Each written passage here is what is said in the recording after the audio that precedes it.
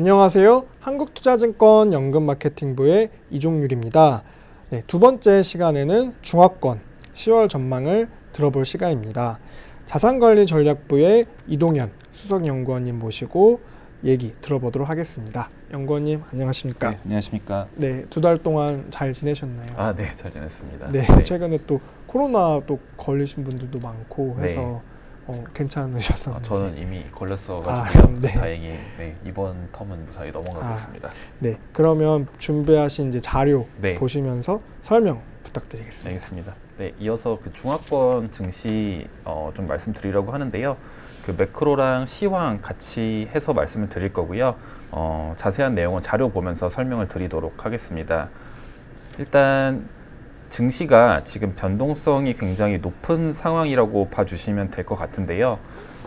여러 가지 이유가 있고요. 부정적 요인과 긍정적 요인이 공존하고 있는 구간이기 때문이라고 생각을 합니다. 사실 그렇게 긍정적인 요인들을 찾기가 쉽지는 않은데 그래도 아무래도 좀 저희가 주식을 하는 입장에서 분명히 좀 체크를 할 필요가 있기 때문에 긍정적으로 생각하는 요인들을 몇 개를 뽑아봤고요. 일단 그 첫 번째로 말씀을 드릴 수 있는 게 통화정책 완화를 말씀을 드릴 수가 있을 것 같아요.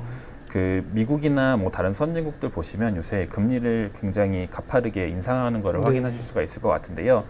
중국 같은 경우는 아직까지는 완화 기조가 이어지고 있다라고 보시면 될 것 같습니다. 그 9월 달에는 금리를 동결하긴 했는데 그 한 달 전인 8월에 금리 인하가 있었습니다. 그래서 시장에서 예상했던 것보다 큰 폭의 인하가 있었다라고 보시면 될 것 같고요.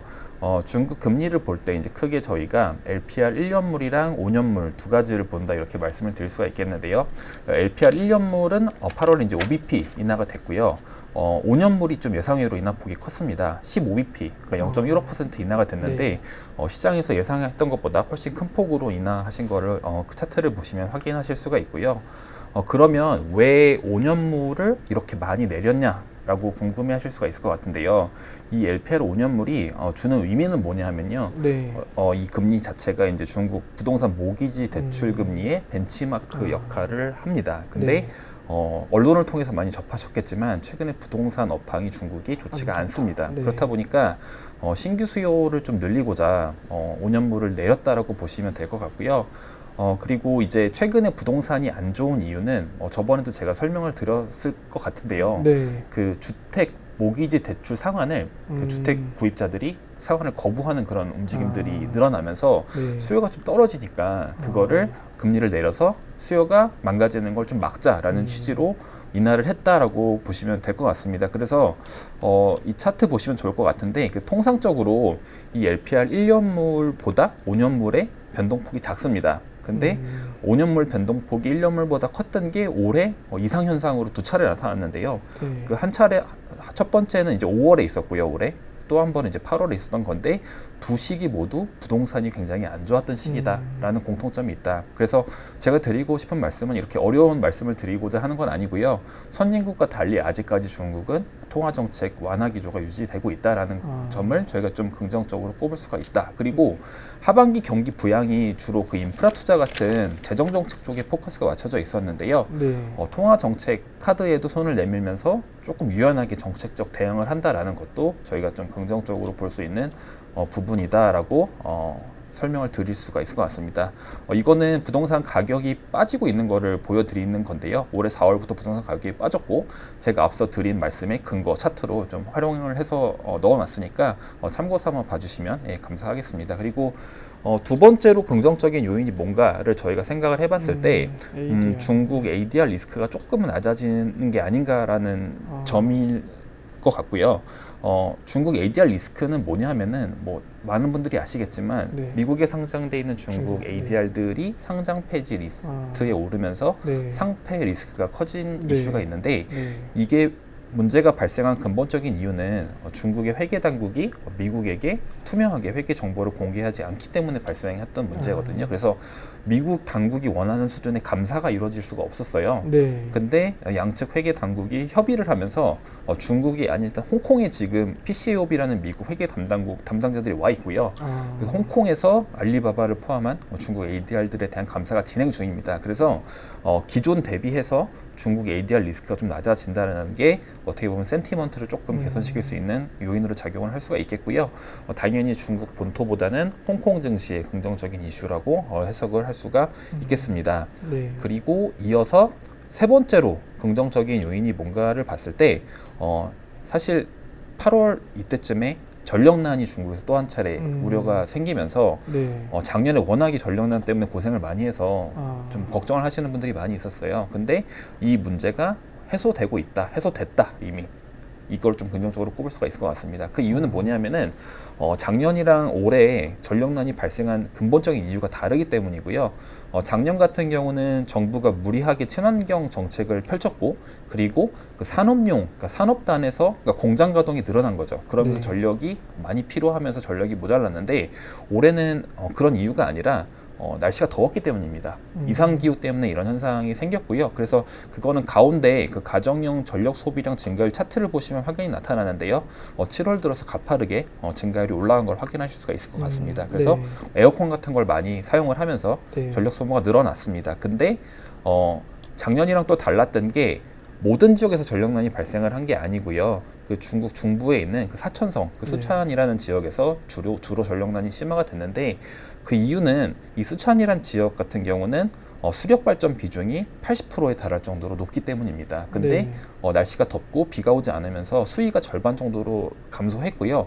그러면서 전력 발전량도 줄면서 전력난이 심화가 됐다. 그래서 이게 궁극적으로는 날씨가 더위가 해소가 되면은 좀 없어지는 이슈라고 말씀을 드릴 수가 있겠고요. 저희도 요새 이제 가을철 날씨가 되면서 네. 쌀쌀해졌잖아요. 네. 중국도 마찬가지입니다. 그 전력난이 심했던 그 청두나 충칭시 보면은 기온이 많이 내려왔고요. 네. 그리고 비도 좀 오기 시작하면서 전력난에 따른 우려는 이제 과거형으로 바뀐 상황이다라고 이해를 해주시면 좋을 것 같습니다. 그래서 긍정적인 이유 한 3가지 정도 뽑아서 말씀을 드렸고요. 이어서 이제 부정적으로 볼 수 있는 요인들에 대해서 말씀을 드릴 텐데요. 가장 큰 우려는 경기 개선 속도가 느려질 수 있다라는 점입니다. 이 표를 보시면은 저희가 매월 팔로우하는 중국의 주요 실물 지표들이 정리가 되어 있는데요. 네. 모두 그 전년 동기 대비 증가율이라고 봐주시면 좋을 것 같고요. 그 8월 같은 경우는 사실은 우려를 굉장히 많이 했어요. 전력난도 네. 있었고, 네. 근데 락다운도 있었고요. 근데 네. 예상보다는 잘 나왔습니다. 컨센은 소비, 생산, 투자 지표 모두 컨센을 상회했다. 부동산을 제외하고. 그래서 네. 이것만 보면 사실은 우려 요인이 아닌데, 문제는 뭐냐 하면은 그 9월부터 그 좀 규모가 큰 사천성의 청두시, 그리고 홍콩에 붙어 있는 그 IT 생산의 중요한 심천시가 단기적인 락다운에 돌입했었습니다.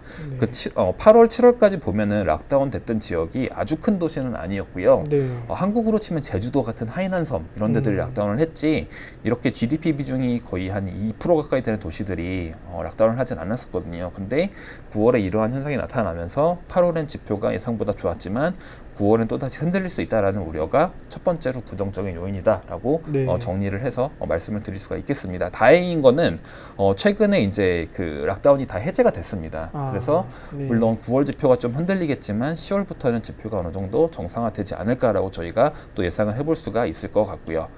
그리고 두 번째로 부정적인 요인은 아까 앞서서 LPR 5년물이라는 부동산과 관련된 정책금리, 그거를 인하를 한 게 부동산 때문이라고 말씀을 드렸잖아요. 네. 부동산 지표가 아직도 좋지 않다라는 게 두 번째 리스크입니다. 그 모기지 상환 보이콧 운동, 이게 확산이 되는 게 첫 번째 이유고, 그리고 이제 부동산 업체들 업황이 안 좋다 보니까 디폴트 우려 같은 것들이 계속 남아 있기 때문에 부동산 업황에 대한 센티먼트가 안 좋은 거, 이게 두 번째 리스크 요인이다라고 말씀을 드릴 수가 있겠고요. 그래서 긍정적인 요인과 부정적인 요인을 모두 말씀을 드렸으니까 이제 이거를 기반으로 10월의 증시가 어떻게 될 거냐라고 봐야 될 것 같은데, 일단 내년 같은 경우는 올해보다는 좀 상황이 나아질 거다라고 생각을 하는데, 일단 저희 짧게 10월 정도를 보고 말씀을 드려야 되니까 그 10월의 가장 중요한 이벤트는 뭐냐면요, 그 전당대회입니다. 근데 20차 전당대회이고요.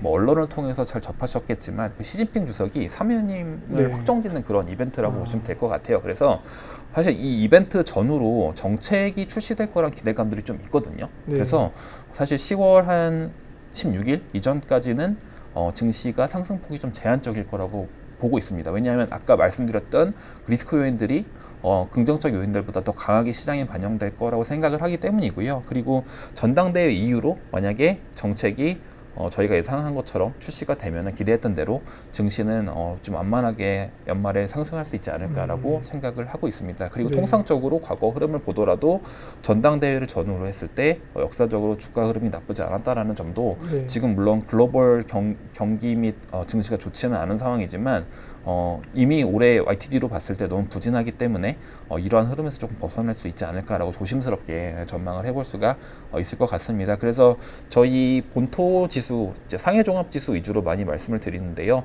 저희 밴드 한 2,650에서 한 3,600포인트 정도로 일단은 좀 중장기적으로 이렇게 말씀을 드리고 있는 그런 상황이니까 참고 삼아 봐주시면 좋을 것 같고요. 그리고 홍콩도 이제 보시면은 저희가 밴드를 지금 한 6,000에서 한 7,300포인트 정도로 보고 있는데 네. 사실 이게 저희가 기존에 자료 낼 때 추정했던 그런 밴드이고요. 네. 사실 지금 최근에 미국 많이 빠지면서 네. 홍콩도 연동해서 많이 빠졌어요. 그래서 하단을 저희가 한 번 더 조정을 해야 되긴 하는데 지금 한 5,800 정도까지 열어두시고 보시는 게 맞는 상황이 아닌가라고는 보고 있습니다. 그래서 전반적으로 좋지는 않은 상황인데 전당대회 전후로 어떤 상황이 일어날지를 저희가 집중을 해서 보는 게 가장 중요합니다. 그래서 여기 제가 적어놓은 게 긍정적 요인과 부정적 요인들이 나눠서 있는데 증시를 움직일 수 있는 그런 팩터들이기 때문에 잘 팔로우업해서 좀 시장을 관찰하시면 좋겠다라는 생각이 들고요. 마지막으로 그러면은 저희가 네. 이 변동성 높은 증시를 어떻게 대응을 해야 네. 되냐라고 봤을 때 지수 자체에 대한 접근을 특히 전당대회 이전까지는 하시는 것보다는 특정 팀, 그러니까 테마에 포커스를 맞춰서 투자하시는 전략이 맞다라고 보고 있고요. 그래서 네. 저희는 정책 수혜 첫 번째로 말씀을 드립니다. 자동차나 뭐 인프라나 뭐 태양광, 풍력 발전 이런 쪽 위주로 좀 말씀을 드리고 있고요. 그 다음에 그 7월부터는 저희가 이제 본토에 상장되어 있는 ETF도 살 수가 있게 됐습니다. 이전까지는 안 됐고요. 네. 근데 그 후성강통으로 저희가 지금 주문을 내고 있는 건데요. 네. 이 후성강통을 통해서도 거래할 수 있는 ETF가 83개가 생겼습니다. 1차 리스트로. 네. 그래서 83개가 너무 많으니까 저희가 한 6개 정도를 추려본 거고요. 그래서 저희가 추리다 보니까 최근에 시장이 흔들리는데 이 배당 관련된 ETF들도 있습니다. 그래서 여기 보시는 배당 ETF가 있고요. 그래서 배당 수익률도 높지만 상대적으로 주가 흐름도 최근에 상대적으로 견조한 흐름이기 때문에 이런 배당 ETF로 투자를 하시는 것도 방법이다. 그리고 그 정책 수혜도 아까 말씀을 드릴 때 뭐 인프라 이런 쪽 투자를 많이 하니까 말씀을 드렸는데 네. 이런 관련된 ETF들도 있고요. 그다음에 정책 수혜 쪽에 태양광 관련된 ETF들도 있으니까 네. 참고 삼아 봐주시면 좋을 것 같고요. 그리고 마지막으로 최근에 중국도 그 리오프닝에 대한 기대감이 아예 없다가 네. 조금은 높아진 상황이거든요. 왜냐하면 홍콩 격리 일수가 7일에서 3일로 줄었고 네. 그 3일도 예전에는 그 호텔, 그러니까 지정시설 격리였는데 자택 격리로 바뀌었습니다. 그래서 홍콩 여행 수요가 늘고 있는 게 있거든요. 네. 그리고 이게 약간 본토 리오프닝 하기 전에 테스트 형식으로 푼 거라는 인식도 있어서 네. 전당대회 이후에 저희는 내년 한 2분기 정도로 예상을 하고 있긴 한데 네. 전당대회 이후에 일단은 지금 중국 내 본토 내에서 지역 간 이동 제한을 하는 게 좀 풀리지 않을까라는 조심스러운 기대감이 있습니다. 그렇게 네. 되면은 최근에 주가 소비주. 좀 안 좋았던 1등 소비주, 그러니까 네. 음식료랑 대표 애국 소비주 위주로 접근을 하시는 게 괜찮다라고 정리해서 말씀을 드릴 수가 있을 것 같습니다. 네. 오늘도 또 많은 정보, 또 유익한 정보 너무 감사드립니다. 네, 감사합니다. 네, 10월에는 저희 이제 유튜브 한국인의 연금 구독 이벤트뿐만 아니라 IRP 그리고 마이연금 앱 설치 이벤트 등 다양한 이벤트를 마련했습니다. 많은 혜택 받아가시면 좋을 것 같습니다. 감사합니다.